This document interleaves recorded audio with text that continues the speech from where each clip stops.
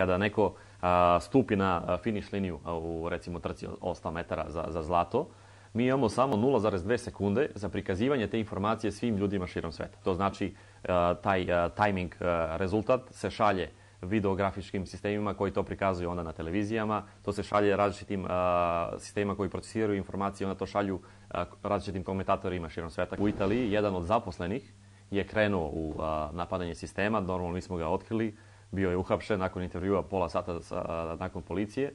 Mi dobijemo informaciju da je on izjavio da ima svoje prijatelje, koji su i također zaposleni, koji će također krenuti u napad. I onda dobijamo listu od preko 90 ljudi, potencijalnih napadača. Ako vi sve njih isključite iz sistema, sistem je stao. Meni je ponos da ukazujem tim ljudima na kvalitet Srba, da dovlačim naše ljude koji su opet eksperti u svom nivou i da svi ti ljudi onda znaju i imaju kao referencu te dobre Srbe kao referencu za Srbiju.